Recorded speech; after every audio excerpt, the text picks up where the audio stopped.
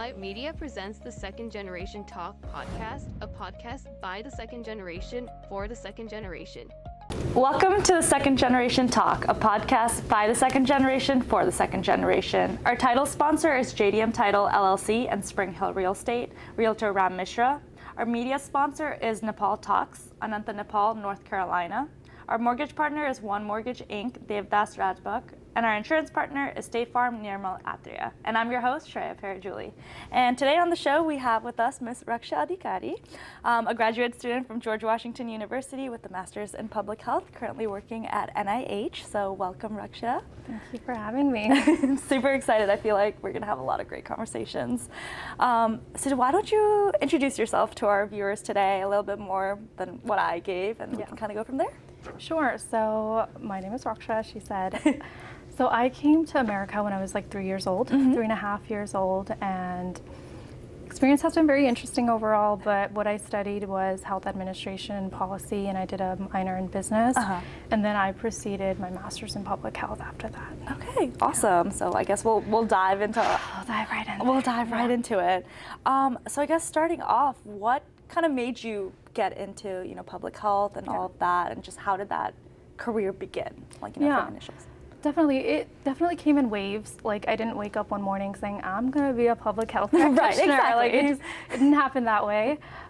It was a journey. Like, I did my bachelor's in health administration, and now as I was doing that, I also had an internship opportunity, which was a very much public health focused internship opportunity at a nonprofit organization. Gotcha. And when I did that, it kind of opened the doors for me. Like, I didn't quite honestly even know public health was a career. Like, gonna be honest, I thought public health was charity work. Like, I didn't even know you could make a living or sustainable and things like that. Like, I really didn't know what it really was. I remember going to class. It was not class. It was like an advisory meeting, and public health falls into health and human services, and that's where my department was. And I remember seeing public health as like a major, and I was like, what is that? Like, I remember having that community service. Like, what is this? Like, why would anyone study this? And and so so I studied health administration, which looks at more like individual patient related work, and then public health is more so population health. And so we look at health from a more population standpoint. And so while working at NHO, which was the nonprofit organization, it really opened the doors to what public health was. And I didn't even know it was public health until I really was doing the work. And I was like, oh crap, like, I'm already doing the work of public health. And I enjoyed it far more than I did healthcare. And so that kind of pushed me into like the public health world.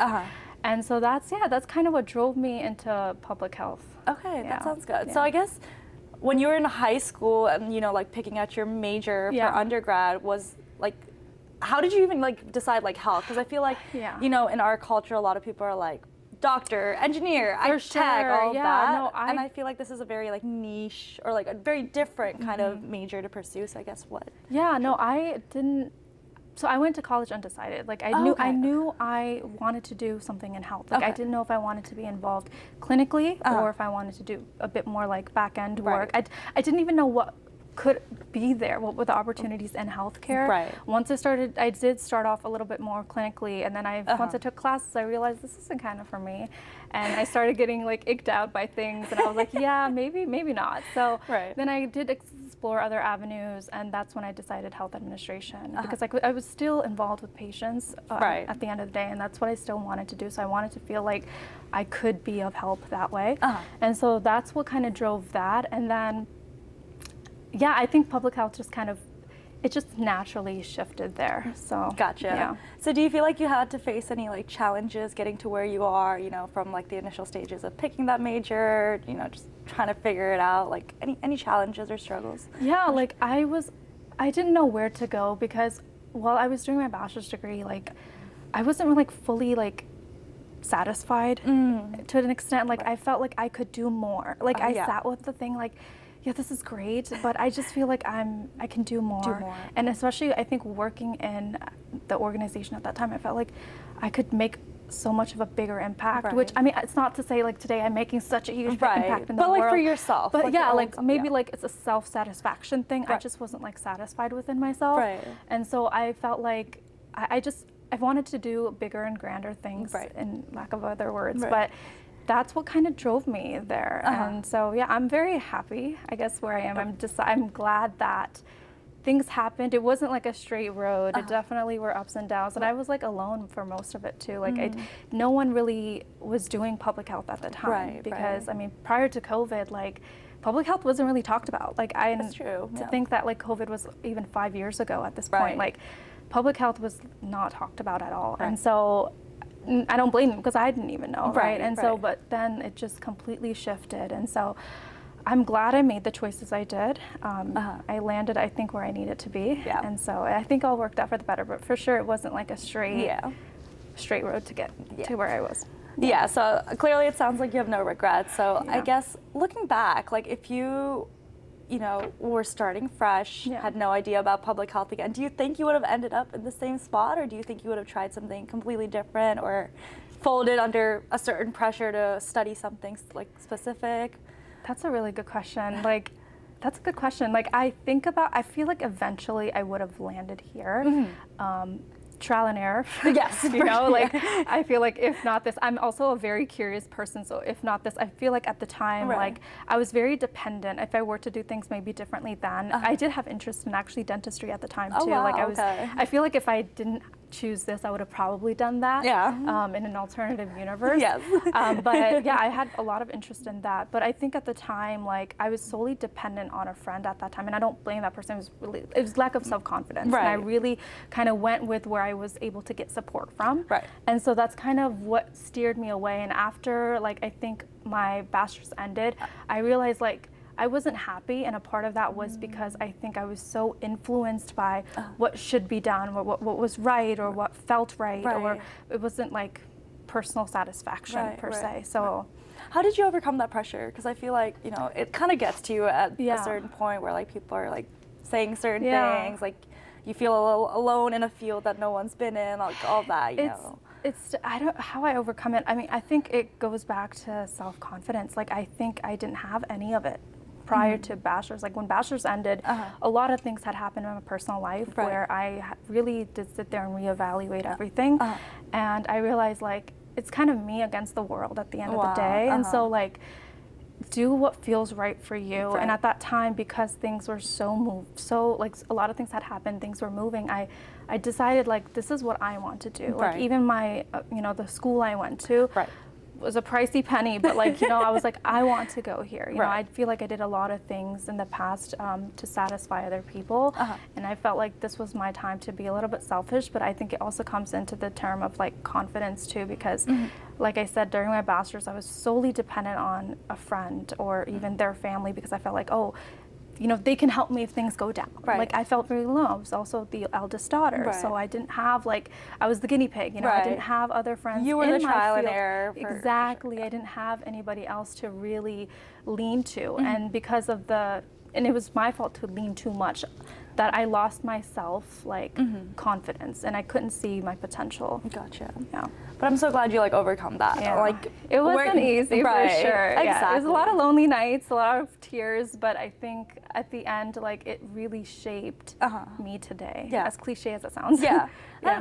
I feel like clearly, you know, you've done an amazing job, Rakchya. Like obviously, like you've struggled to get to where you are, but the fact that you're like happy, satisfied, and like it all worked out for the best at the end of the day. I guess, you know, obviously a lot of struggles, a lot of challenges. I guess who was like some of your like biggest supporters during that time? Because obviously I feel like it takes a village, and you like need a really strong support system to get anywhere in life. So I guess who would you say like inspired you, supported you, like helped you through all of this? Besides yourself, because clearly, you know, self-sufficient, independent. No, that's a very good question. I feel like in this field, I didn't have a lot of people that did what I did that I knew around me. So, but I think what pushed me, or who inspired me, or who kept me going, I think were my parents. And it's because I think for my father, and my parents kind of give me two different types of motivation. And I think my father is more so like resilient, like he just doesn't give up. He'll try different things. Like I see that, and I feel like I get that from him. If this doesn't work, something else will. If this doesn't work, something else will. And I feel like I drive a lot of that from my father. And then my mom, I think she's kind of she's very confident and like right. she helps. She's like such a motivational speaker even to me. Like right. she helps me, she grounds me, and she right. is kind of my therapist at home. And so she's able to really, even like for a long time, I think it wasn't until after bachelor's where all the status quo positions, all that, like she was able to just put me down and be like, listen, like it'll all be okay. Right. Be confident, like you're so capable of right. doing so many things. Right. Like don't feel like you have to live up to society's expectation right. For that. So I think my confidant were probably my parents for sure. And I think that's very important for them to, you know, always have your back, to always show you it's okay to follow your own journey. Like life is a journey, like everyone's path 100%. Is 100%. And it wasn't always like that. And I don't blame them, I feel like, because I mean, I don't know if we'll get into the conversation of like, you know, comparison and things like that growing up as a child. But like a lot of that definitely did happen. But I think when it got to the point where parents realized like everyone is like doing their own thing and what's good for them, I think it was kind of a realization for them too that, you know what, like I see her, she's doing the best she can, and I've been kind of like I hate to say like idol of the home, but because I'm such like the eldest child and I'm the guinea pig. You're also very go-getter. I'm like very ambitious, so maybe because of that they see that. I'm very emotional and I'm very like I'm an overthinker and things knock me down. Like I have thin skin, so things knock me down very easily. So I think they understand that aspect of it. So I think continuously being my emotional support has always been, I think, kind of the driving force to keep me going. I guess if you don't mind, do you want to like share, like, because you said like it took a little bit to get there with your parents as well, and there was like pressure and stuff. So I guess like, do you want to talk about like how it was initially, like how you guys overcame that to have the support system that you have today? Of course. And I think that this is probably something that a lot of brown kids or a lot of Nepali kids probably faced growing up. Like just my childhood, like I wasn't like the brightest in the room. I wasn't the smartest kid in the room. I was such a rebel child just in my childhood. And I actually look up to that Rakchya because at least she had courage and she had the confidence even though she was a rebel. But during that, I think middle school to high school phase was when, I mean, see, like, I can't blame my parents either because I feel like we were like just the first generation to go from like kindergarten to like success and to do it so like publicly because the society is only so big, and especially at the time like when Nepali community wasn't that big, so it's like where I ended up really defined my intellect. It really defined maybe even my parents, you know, status or like even their financial status or whatever. Like I think so.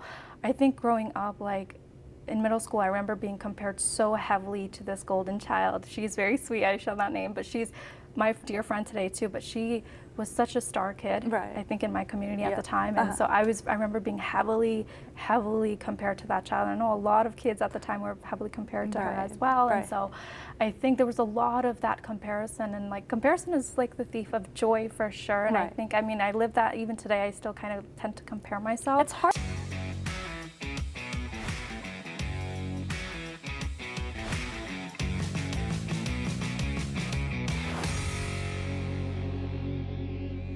Alight Media presents the Second Generation Talk podcast, a podcast by the second generation for the second generation. Welcome to the Second Generation Talk, a podcast by the second generation for the second generation. Our title sponsor is JDM Title LLC and Spring Hill Real Estate, Realtor Ram Mishra. Our media sponsor is Nepal Talks, Ananta, Nepal, North Carolina. Our mortgage partner is One Mortgage Inc., Devdas Rajbak, and our insurance partner is State Farm, Nirmal Atria. And I'm your host, Shreya Parajuli. Hard to get out of that mindset. Hard. And even like, as like children though, it's like far more worse. And like that's something I feel like I try to say like to my own kids that I will never do. I think there's other ways to uplift a child. I feel like that wasn't the case. And then we get to college, and college was a whole new other like pressure. And I felt like more pressured from my community than I was pressured to even just for myself to do well in a sense. Because I mean, like at the time, like all these kids were getting into like these great schools and all these, like I had folks going into Ivy Leagues, and it's like, it's great. And I also went to a good school too, and so I'm not like ashamed of it, but it felt like because it wasn't like one of those, like I always felt like, and it could have been an insecurity of mine too, but it really felt like I I was never like good enough for a long time, and I feel like because of that, I kind of had to work twice as hard to really showcase like, hey, I'm not where you are, but I can still end up to be where you are. And so I think it could have been an internal thing too, but I really feel like society really played a part of that. And my parents too. I mean, I think a lot of that comparison and, oh, you know, like this kid's daughter ended up here, this kid's son ended up here. So a lot of that, like, I think that a lot of that toxicity like played into it. And so yeah, that was a lot that happened, but I think my parents eventually got to the point where like, going to community colleges are okay. Like going to like not having like that straight like path, even not knowing what you want to do is also okay. Like I think they started to know that like things aren't as black and white. And so I think it come to that, but it didn't start with that. Yeah, for sure. I think it was until their kids, their friends' children also like they've seen things and they've witnessed things and they also witness their own kids. So I think it comes to, it's a learning process for them too. So I don't truly blame them. But it's also like we're kind of the victims here of it. So yeah, for sure. And I think at least at the end of the day, like they're growing with us, and like the fact that, you know, they've recognized like maybe we were a little too hard, you know, comparing them to XYZ's child, and it's like at the end of the day, like no matter what you say, you internalize that. Like it's you can't help but to like, and I say it's an insecurity, but I feel like that feeds into the insecurity. I could have felt confident if you had just maybe said that, you know. So yeah, I think I do think it plays into effect. But clearly you overcame it, Rakchya, and like just, you know, being the go-getter you are, like I feel like you probably played that to your strength, and you're like, even if people are saying this, like I'm gonna work twice as hard to get to where I want to be, and clearly you're very satisfied with where you are. So I think that's very important. So I know we've been talking about careers for a little while. Let's talk about how you kind of decompress, you know, extracurriculars, hobbies. Like what do you find joy in doing like outside of work? Because at the end of the day, work is always there. So I feel like it's important to have things outside of that. So I guess it's so pivotal, and I feel like a message I would love to send students today is like, and I've had conversations in DMs with people like, don't forget to love life. Like don't forget to do stuff that you really love. And I feel like, and I say this because I didn't do it. I was such a, like I had 2 jobs, I had an internship, a full-time job, and full-time, like I feel like I was so academically focused for such a long time that I kind of forgot to live kind of those 4 years a little bit. And so I feel like doing these extracurriculars and finding joy within you and within yourself is so important. And to me, it happened a little bit later, but I have that regret. I wish it happened a little bit sooner. But if you're asking me like what I find joy in, I mean, I have a couple of hobbies. So I have a very public hobby that I like to do, which is like my content creation. I love to do beauty and fashion content. I like to vlog and kind of do some of that to kind of decompress and live my own life through my own lens kind of.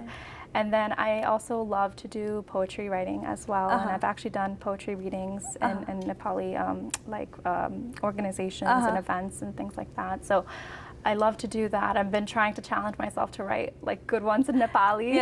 And so like that's been like my current like challenge. But so I do that, and then I think something that I also have gotten or picked up lately is like gardening, which is crazy because I thought I would never do it. Because my parents we would see our parents do it, like never us. And I was like, why would you want to waste so much time and dirt like to do like I just could never find the joy in it. But like now I'm like, oh gosh, like I'm actually turning into my mom. I love it. You unironically do like you realize it's kind of fun. It's kind of therapeutic the way they go about doing it. So for sure. It's so therapeutic, and now I'm like watering the plants. Like, it's just, I don't know, maybe it's like a mental thing of like I'm helping something grow. Like I don't know. It becomes your baby. That's fair. I guess content creation, I feel like that's always something so different, especially in our community. I feel like not a lot of people are like, let me get into content creation. So I guess what pushed you to do that? Like were you just, you know, always interested in being in front of the camera? Shreya, something, you know? I always feel like I was born to be in front of the camera. Like I love, like I get nervous. I'm such a nervous bug, but like I knew from such a young age, like I was like, I want to be in front of cameras. Like my dream like job or career as a child, I was like, I'm going to be an actress. I'm going to get there and I'm going to be an actress until like reality hit. But then, I don't think anything's stopping you, Rakchya, if you wanted to.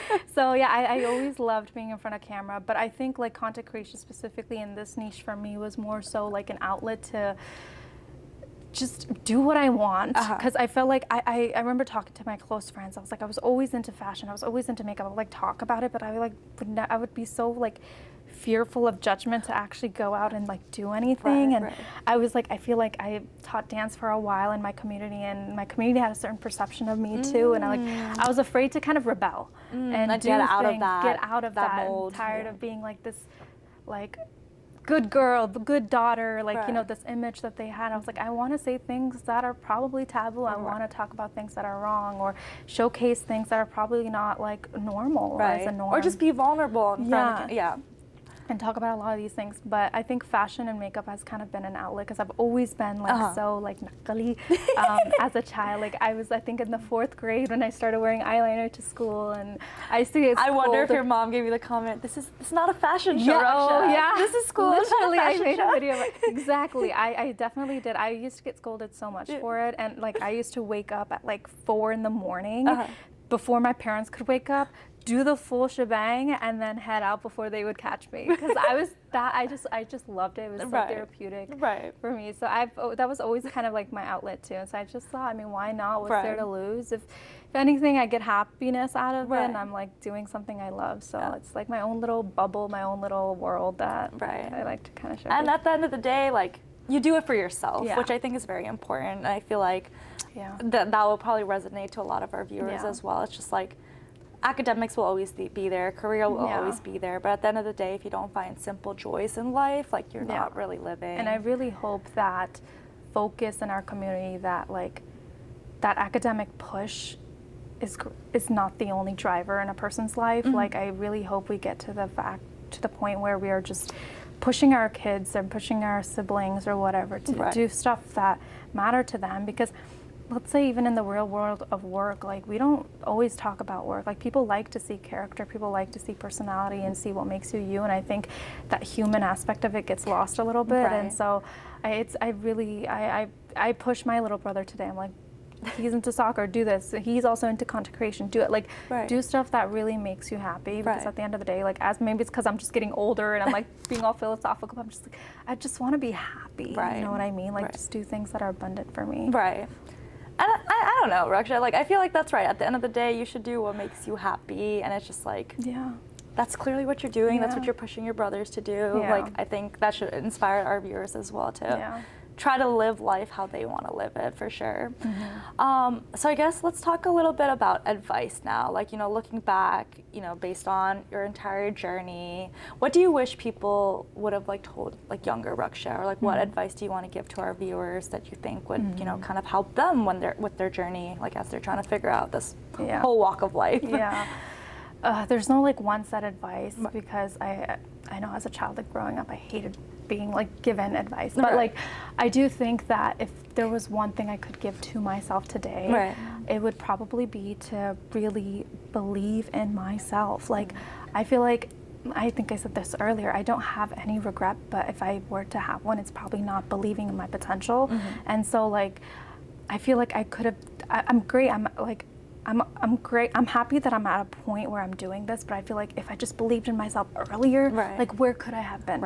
You know, like just I think not doubting my potential, and part of it was due to like the insecurity and relying on other people to kind of, I don't know, it could have been like a security blanket aspect of it, like I didn't know, but really just honing in and believing in yourself and the things that like things will eventually work out. Like it will, like trust that it'll trust work the process. That's cliche. Like it will work out, and also like ignore the bullshit. I don't know if I'm allowed to curse. You but, are. Like, ignore the bullshit that you hear about people comparing yourself to somebody, because I think I get more inspired by stories that aren't the typical, like, you know, like straight like arrow stories. I'm like, I work with people who've done so many crazy things and they landed here. I was like, wow, like that's what inspires me. And so I think I would like to see things that are different, like not this, like typical for sure. Like I don't know how to say it, but like I like to see that windy road instead of like that. To see the journey, you know, like the struggles people face, you know, where they messed up, like how they came back from it.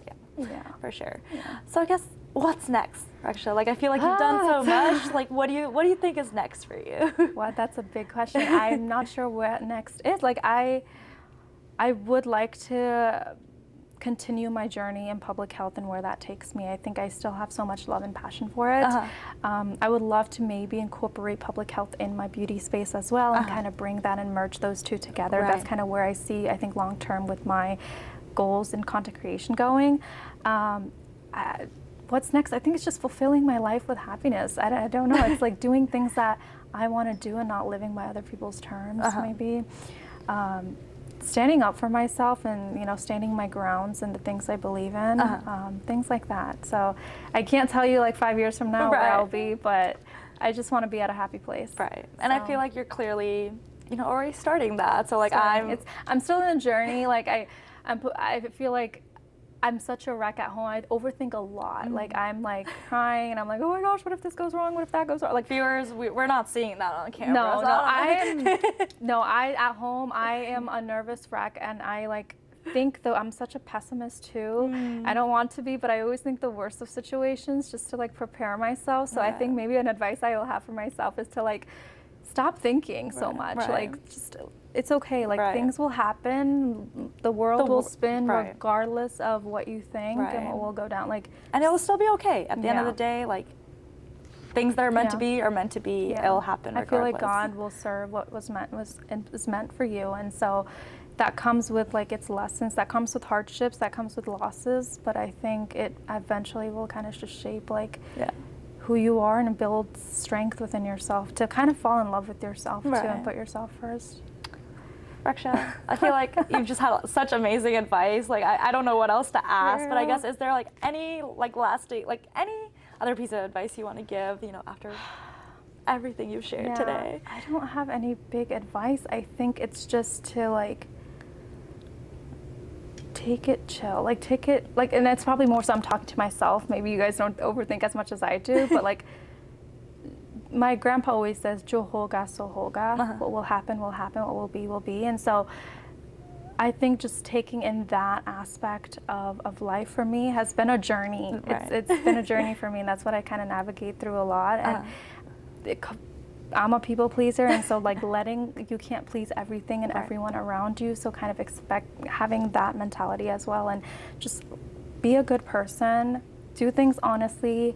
Have a plan, but it's okay if like, you know, things don't go that exactly. Most of the time it's usually plan B that works out, I feel like, and it's for the best. So I guess that's my 2 cents of advice. I don't know if it is advice, but no, it is, Rakchya. And I feel like, you know, having this conversation today, like I feel like I'm incredibly proud of you. Like I feel like because I've seen you grow up. Like I feel like we've known each other for so long, and seeing where you started to where you ended. Like I'm very proud of you, and like I can't wait to see, you know, all the things you accomplish in life, professionally, personally, everything. So I feel like today you had a lot of great advice, and I can't wait to see what's next for you. So I think our viewers will also appreciate that today. So thank you for everything. Right back at you.